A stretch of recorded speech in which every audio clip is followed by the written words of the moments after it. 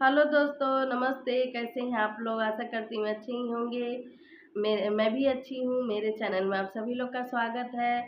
मैं संगीता मिश्रा, दिल्ली से।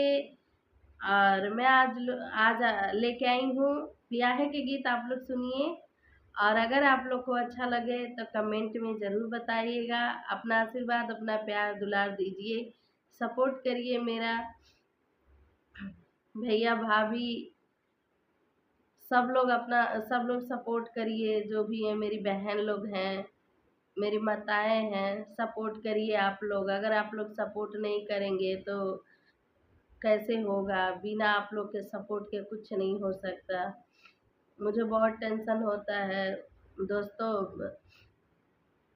व्यूज मेरा बहुत कम आता है, बहुत कम आता है।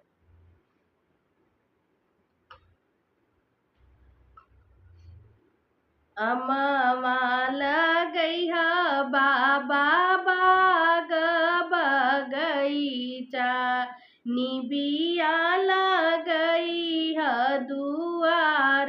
अमवाल गैहा बाबा बाग बगैचा, निबिया लगई ह दुआर। पिपरा लगई ह बाबा पोखरा के भिटवा, गोइड़े लगई ह बसवारी।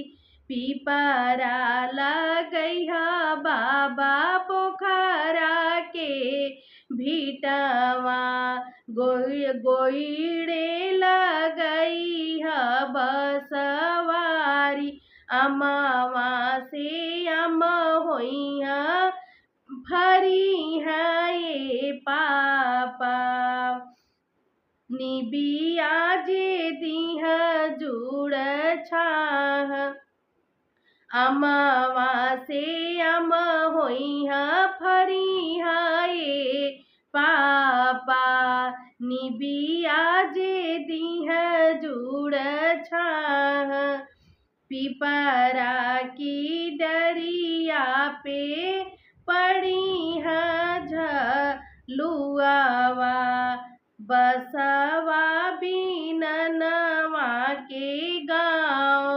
पिपरा की डरिया पे पड़ी है झुलुआवा, बसवा बीननवा के गाँव। अमवा लगइबो बेटी बाबा बाग बगैचा, निबिया लगइबो दुआर।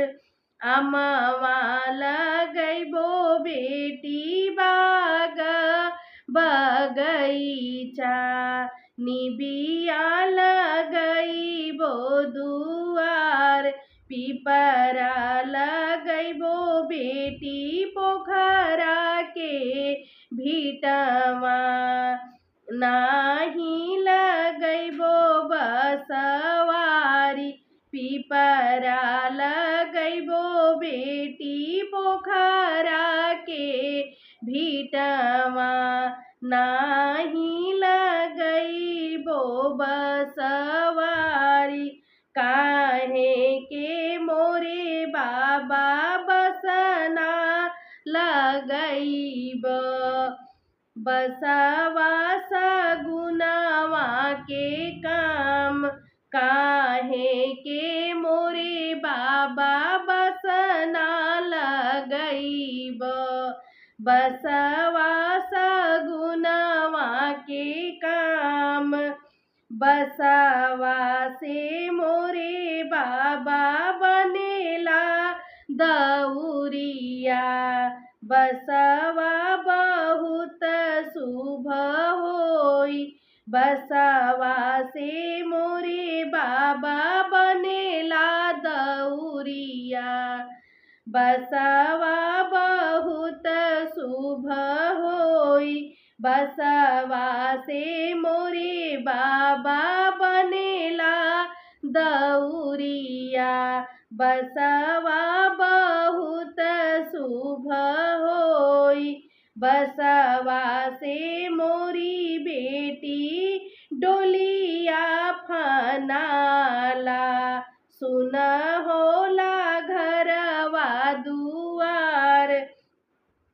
बसवा से मोरी बेटी डोलिया फनाला, सुन होला घरवा दुआर। बेटिया के बाबा से केहू जब पूछेला हो, कैसन होला मड़वा के बियाह।